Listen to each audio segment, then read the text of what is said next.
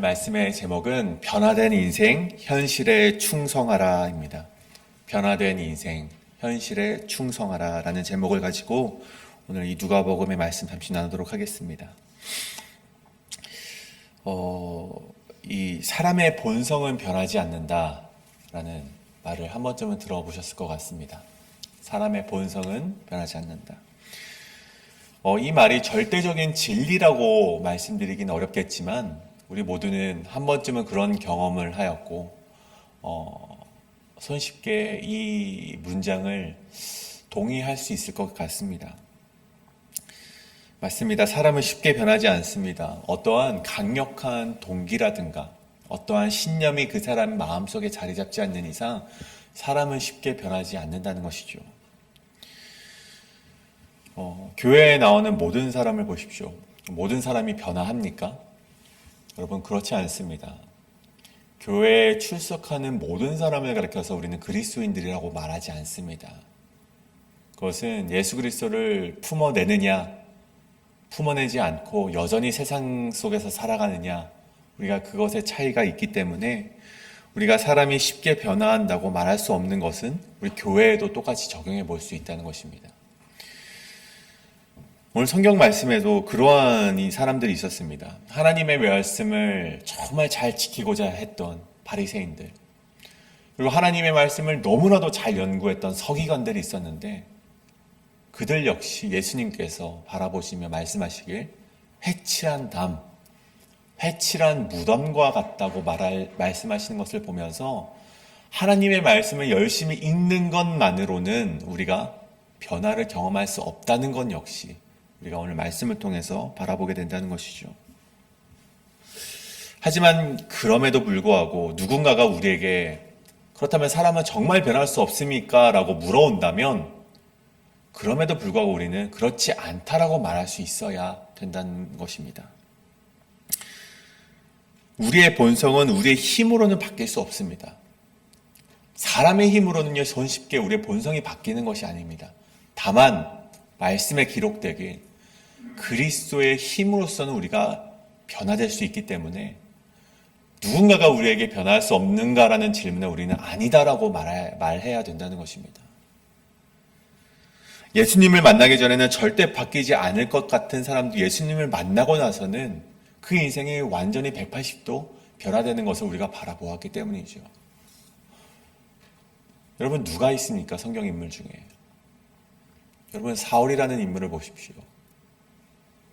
그는 그리스도인이라면 끔찍하게 싫어했던 인간이지 않습니까? 그래서 스데반이 죽었을 때 그 곁에 서서 그 살인에 동조했던 사람이 바로 사울이었습니다. 그리고 그리스도인들을 그렇게 박하여서 모두 체포하여서 감옥에 갇히게 했던 이가 바로 사울이었는데 그 사울이 예수님을 만나고 난 뒤 바울이 되었고 그가 완전히 180도 변화된 인생을 살게 되었다는 것이죠. 이것은 예수 그리스도가 개입하지 않고서는 결코 설명될 수 없는 일이었습니다. 여러분, 그 전에도 그런 인물이 있었죠. 삭개오라는 인물이 있었습니다. 삭개오가 누구였습니까? 이 동족의 재산들 착취하던 인간이 바로 삭개오였는데 그가 예수님을 만났을 때 그의 인생이 자신의 재산을 공유하는, 자신의 재산을 다른 이들에게 나누어주는 인생으로 변하게 되었다는 것입니다. 이 역시 다른 어떤 것으로도 설명할 수가 없다는 것이죠. 그리고 오늘 우리가 만나게 될 이 귀신 들린 자 역시 그러한 변화의 경험을 하게 되었다는 것입니다. 예수 그리스도를 만나게 되었을 때. 그래서 우리 역시 오늘 본문 말씀을 통해서 한 가지 깨닫기를 바라는 것이 있습니다. 그것은 바로 예수 그리스도 안에서 우리 역시 변화된 삶을 경험해야만 한다는 것입니다. 우리의 노력으로는요, 불가능합니다. 하지만 예수 그리스도를 만나게 되면 우리의 인생, 우리의 본성은 변화될 수 있다는 것입니다. 그리고 그 변화를 경험했다면 동시에 이 땅에서 어떻게 살아가야 하는지 분명한 사명으로 나아가야 함을 예수님께서 오늘 말씀을 통해서 우리에게 이야기하고 계신다는 것이죠.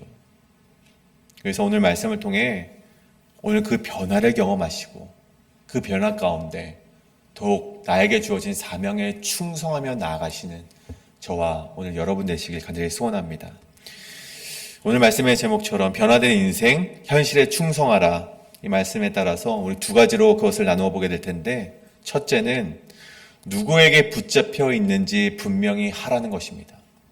누구에게 붙잡혀 있는지를 분명하게 하라. 예수님께서 거라사인의 땅에 이르렀을 때 귀신 들린 자가 이 예수님을 만나게 되면서 오늘의 이야기가 시작이 됩니다. 그리고 이 귀신 들린 자가 어떠한 이 행색을 보이고 있는지 27절이 말하고 있는데, 그 귀신 들린 자의 특성이 나오게 되죠.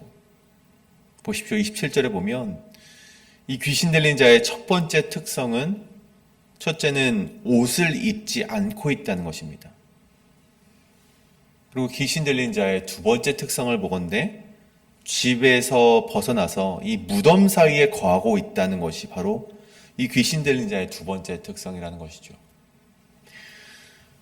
그리고 오늘 말씀을 좀 더 자세하게 기록했던 마가복음의 말씀이 있는데요. 그 마가복음의 말씀을 제가 잠시 읽어드리겠습니다. 밤낮 무덤 사이에서나 산에서 늘 소리를 지르며 돌로 자기의 몸을 해치고 있었더라. 여기서 보면 조금 더 자세하게 이 귀신 들린 자의 특성을 볼 수 있습니다. 세 번째 특성은 무엇이냐? 이 귀신 들린 자는 늘 소리를 지른다는 것입니다. 그리고 이 네 번째 특성을 보건대 자신의 몸을 해친다는 것이죠. 귀신 들린 자는 옷을 입지 않고 무덤에 갇혀 있고, 그리고 이 세 번째 특성으로 늘 소리를 지르고 자신의 몸을 해치는 것, 이것이 바로 귀신 들린 자의 모습이라는 것입니다. 인간으로서 이 최악의 정신 상태를 가지고 온전치 못한 정신 상태, 속된 말로 정말 미친 광인의 모습을 보였던 것이 바로 이 귀신 들린 자의 모습이었죠. 그리고 이것은 마치 이 죄인의 영적인 상태, 예수님께로부터 멀리 떠나 있는 정말 죄인된 사람의 영적인 상태를 바로 현실화한 모습과도 같다는 것입니다. 죄인의 영적인 상태, 음란하고 더럽고 추악한 그런 영적인 상태를 형성화한 모습이 바로 이 귀신 들린 자의 모습이라는 것이죠. 여러분 보십시오. 옷을 입지 않았다는 것은 어떤 의미를 가집니까? 아담과 하와가 선악과를 먹고 그들이 부끄러워하고 있을 때 하나님께서 그들을 긍휼히 여겨서 가죽옷을 지어서 입혀주시지 않습니까? 그들의 존엄성을 하나님께서 인정해 주셨고, 그들이 다시금 하나님께서 새로 세우신 질서 속에서 살아갈 수 있도록 이렇게 만들어 주신 것이 바로 이 옷 아니겠습니까? 그런데 그 옷을 벗어 던졌다는 것은요, 다시금 그 하나님의 질서를 무너뜨리게 되었다는 것을 우리가 바라볼 수 있는 것입니다. 그리고 두 번째 특성이었던 이 무덤 사이에 거하고 있다는 것이 무엇입니까? 여러분, 유대인들은요, 이 무덤을 굉장히 부정한 장소로 여겼습니다. 근데 이렇게 부정한 장소에서 머물러 있다는 것은 이 자가 생명의 영역보다는, 올바른 영역보다는 죽음과 부정함에 사로잡혀 있었던 인간이라는 것을 보여준다는 것입니다. 나아가 이 세 번째, 소리를 지르고 있었다는 것은요, 그 마음속에 평안보다는 늘 절규와 절망 속에서 살아갔다는 것을 보여주고, 이 네 번째 특성, 자신의 몸을 해친다는 것은 무엇입니까? 여러분, 구약에 보면 이 우상 숭배자들이 흔히 보이는 모습이 자신의 몸을 해치는 것 아니겠습니까? 인육을 먹고 갓난아기를 먹고 자신의 몸을 해치면서까지 그 우상의 신에게 숭배를 하는 모습이 우상 숭배자들의 모습이었고, 신약에 오면 여러분, 귀신 들린 자들은요, 자신의 몸을 다 해치는 것을 보게 됩니다. 하나님의 형상대로 지음받은 우리의 몸을 해치는 것이 바로 우상 숭배자들의 모습, 귀신 들린 자들의 모습이라는 것이죠. 여러분, 이렇게 되는 원인이 무엇입니까? 여러분, 29절의 말씀에 보면 이 원인을 가리켜서 귀신에게 붙잡혀 있기 때문이라고 말을 합니다. 귀신에게, 악한 영에게 붙잡혀 있기 때문에 그가 그의 힘으로는 결코 그것을 벗어날 수 없습니다. 여러분 보십시오. 귀신 들린 자가 이제 자꾸만 무덤으로 가니까 29절에 보면 쇠사슬과 고랑으로 메어 지키려고 하였으나 그 맹못을 끊고 귀신에게 몰려서 자꾸만 광야로 나가는 모습. 여러분 스스로 제어할 수 있는 힘이 이자야에게는 없었던 것이죠. 여기서 붙잡다라는 단어는 헬라어 이 쉬라는 이 조사죠. 그 함께라는 단어와 이 하르파조라는 이 단어가 합쳐져서 강하게 붙잡힘 받다라는 뜻을 가진다고 합니다. 이 헬라어 시네르파조라는 단어로서 휘어잡게 되다, 통제하다라는 뜻을 가지고 있다고 합니다. 그러니까 우리가 직역을 하면 귀신이 그를 강하게 사로잡고 있고, 귀신이 그의 인생을 통제하고 있고, 귀신이 그의 인생을 휘어잡는 인생이 바로 귀신에게 붙잡힘 받는 인생, 오늘 말씀에 나오는 그 자의 모습이라는 것입니다. 여러분, 이 시대의 귀신 붙잡힌 자들의 모습은 어떻습니까?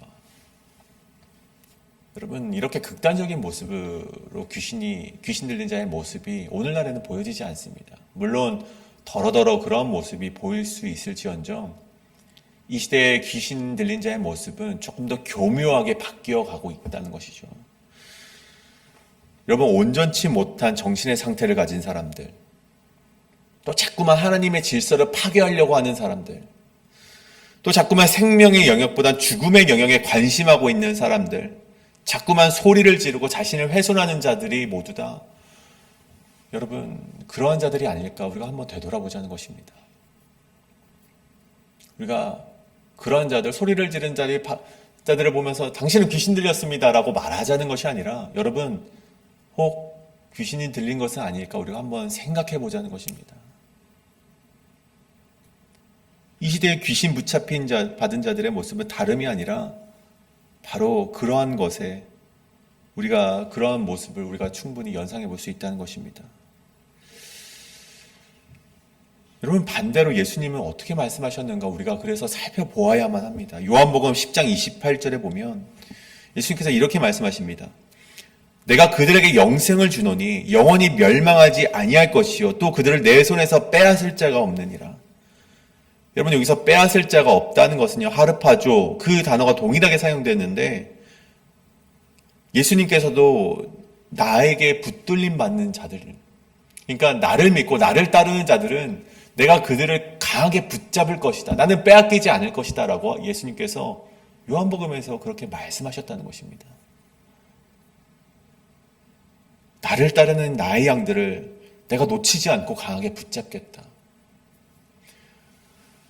여러분, 귀신도 붙잡습니다. 귀신도 인간을 강하게 휘어잡으려고 하고, 마찬가지로 예수님께서도 자신을 따르는 인간들을 강하게 붙잡으려고 하고 있습니다. 하지만 그 붙잡았을 때 나오는 결과가 다르다는 것입니다. 보십시오. 귀신은 인간을 강제로 붙잡고 그의 인생을 어디로 인도합니까? 파멸로 인도합니다. 자꾸만 생명의 영역이 아니라 이 무덤의 영역으로, 죽음의 영역으로 그를 자꾸만 몰고 간다는 것입니다. 하지만 예수 그리스도께서는 어떻게 하십니까? 우리를 강하게 붙잡으시되 우리에게 영생을 주시겠다고 약속하셨다는 것입니다. 죽음의 영역이 아니라 생명의 영역으로 우리를 끌고 가시겠다라고 예수님께서는 분명히 우리에게 약속하셨다는 것이죠. 귀신에게 붙잡힘 받은 자, 지배 아래 있는 자들은요, 그 어떤 노력으로도 자유를 얻을 수 없습니다. 누군가가 그를 막아서기 위해서 쇠고랑을 찼을지언정 그것을 풀고 그를 무덤으로 가게 하지만, 여러분, 예수 그리스도께 손잡힌 자, 붙잡힌 자는 어떻게 됩니까? 참 자유와 해방을 그가 누리게 된다는 것입니다. 죄와 죄책감으로부터 그가 참 자유를 얻게 되는 것이 바로 예수 그리스도께 붙잡힌 받은 자의 인생이라는 것입니다. 여러분, 결국 중요한 것은 누구에게 붙잡혀 있는가, 이것이 중요하다는 것입니다. 우리 스스로에게 되묻길 원합니다. 여러분은 오늘 누구에게 붙잡힘 받은 인생이십니까? 말씀이 여러분을 통제하십니까? 아니면 세상의 것이 여러분을 통제하고 있습니까? 생명의 성령의 법이, 여러분을 살리는 생명의 성령의 법이 여러분을 통제하고 있으십니까? 아니면 죽음의 사망의 법이, 세상의 전통이 여러분을 휘어잡고 계십니까? 여러분, 이것을 스스로에게 끊임없이 물으시며 오늘 말씀 가운데 오직 예수 그리스도께 붙잡힘 받는 인생으로 나아가시는 우리 모든 성도님들 되시길 간절히 소원합니다. 이것이 바로 첫 번째, 누구에게 붙잡혀 있는지를 분명히 하라입니다. 그다음에 두 번째, 우리 변화된 인생 현실에 충성하라. 두 번째는 예수를 품고 현실에 충성해야 된다는 것입니다. 예수를 품고 현실에 충성해야 한다. 우리 쭉 내려와서 이제 귀신이 아닌 예수님께 붙잡힘 받게 된 사람이 38절에 보면 예수님께 한 가지 요청을 하는 것을 보게 됩니다. 38절에 귀신 나간 사람이 함께 있기를 구하였으나 라고 되어 있습니다.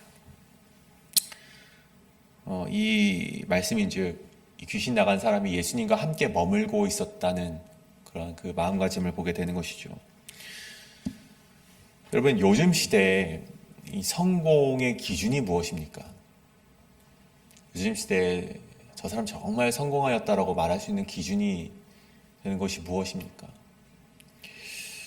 가지고 싶은 것을 살 수 있는 능력, 그리고 미래를 걱정하지 않아도 되는 능력, 편안하게 살아갈 수 있는 능력, 무엇입니까?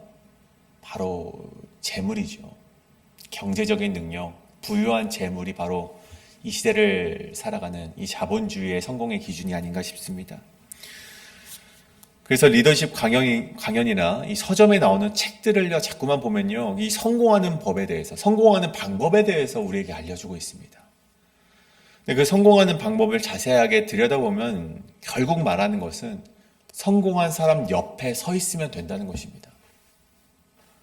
성공한 사람의 습관을 그대로 따라하고, 성공한 사람의 행동을 그대로 따라하고, 심지어 숨소리마저 성공한 사람과 똑같이 할 때 우리는 성공할 수 있다라고 그 책과 많은 리더십 강연들이 그렇게 말을 하고 있습니다. 여러분, 손쉽게 우리 어떤 유튜브를 보아도 이런 말 하죠. 성공한 사람은 아침에 일어나서 명상을 하고 운동을 합니다. 하지만 실패하는 사람들의 습관은 아침에 일어나서 핸드폰을 보면서 시작을 합니다. 여러분, 이런 이 양산형 그런 메시지들이 계속해서 이 땅 가운데 퍼져나가고 있는 것을 보게 됩니다. 근데 여러분, 오늘 말씀에서 이자도 마찬가지죠. 이자가 예수님의 능력을 스스로 정말 본인이 맛보지 않았습니까? 귀신 들림 받은 자의 인생에서 이제는 정말 예수님께 붙들림 받은 자의 인생으로 변화됐습니다. 그 능력이 그에게 정말 그 마음 깊이 와닿게 되었던 것이죠. 그래서 그 마음 가운데 내가 앞으로 예수님과 함께 살아간다면 내가 어떠한 어려움도 이겨낼 수 있겠구나라고 생각했던 것 같아요. 그래서 예수님, 나 앞으로 예수님과 함께 살아가고 싶습니다. 나 예수님 옆에서 머물러서 살고 싶습니다. 라고 그렇게 간청을 한 것이죠. 저도 예수님 옆에서 성공하면서 살아가고 싶어요. 승리하면서 살아가고 싶어요. 근데 예수님의 말씀을 보십시오. 예수님께서 그런 요청에 무엇라 말씀하십니까? 돌아가라라고 말씀하십니다. 예수님께서 그 요청에 거절을 하십니다. 대신에 예수님께서 말씀하신 것은요, 그에게 거절하신 뒤에 더 큰 사명을 맡기시는데 예수님과 함께 있는 것이 아니라 자신이 속한 자리로 돌아가서 그리스도인의 증인으로서 살아가라는 명령을 그에게 주었다는 것입니다. 여러분, 예수님을 믿고 변화된 삶을 산다는 것은요, 단순히 예배당 안에서 그분을 찾는 것을 말하는 것이 아닙니다. 우리의 삶의 현장에서 우리가 있는 자리에서 예수님을 품고 현실에 충성하는 인생을 예수님께서 우리에게 요청하고 계시다는 것입니다. 여러분 보십시오. 이 사람이요, 예수님의 그 명령을 받고 순종하여서 거라사인의 지역으로 다시 돌아갔습니다. 그리고 그 땅이 완전히 변화되는 것을 우리가 이 말씀을 통해서 보게 됩니다. 오늘 이 누가복음 8장의 말씀, 이 함께 동시대를 기록한 이 마가복음 5장의 말씀을 보면 예수님께서 이 거라사의 지역으로 처음 오셨을 때 사람들이 굉장히 두려워했습니다. 오늘 말씀을 보셔도 아시겠지만 예수님이 그런 기적을 베푸셨을 때 너무 두려워해서 예수님 제발 떠나주십시오. 왜 예수님이 너무나 두렵습니다. 라고 하면서 떠나달라고 부탁을 합니다. 그런데 이후에 여러분, 예수님께서 다시 이 데가볼리라는 지역으로 오셨을 때 여러분 어떻게 됩니까? 이 분위기가 180도 변해 있는 것을 보게 됩니다. 예수 그리스도를 환영하고 그 이방인들이 예수님을 만나고자 그렇게 몰려오는 것을 우리가 보게 된다는 것입니다. 즉 변화된 한 사람의 증인된 역할 때문에 그 지역이 변화되는 그런 경험이 일어나게 되었다는 것이죠. 그는 예수님의 곁에서 은혜를 누리는 삶을 원했지만 더 큰 복을 누리게 된 것은 이제는 예수님께 붙잡힌 받은 자로서의 이제 자신의 삶으로 돌아가서 자신의 원래 그 맡았던 그 삶의 충성된 삶으로 돌아가서 그 자리에서 예수님을 증거하는 삶으로 살아가니 정말 그 사람의 한 사람의 그 증인의 삶으로 인하여서 이 땅이 빛을 비추는 땅으로 변화되었다는 것입니다. 저는 이것이 오늘 우리에게 주시는 하나님의 메시지라고 말씀드리고 싶습니다.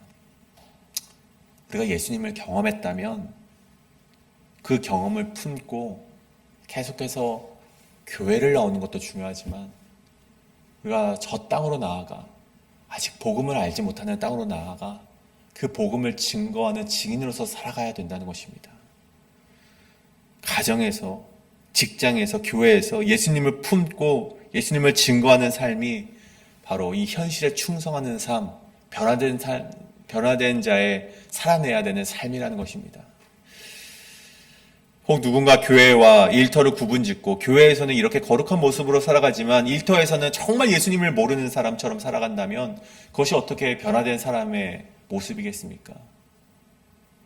변화받은 인생은 언제 어디서나 주님을 위해 살아가야 되는 인생이 되어야 되는 줄로 믿습니다.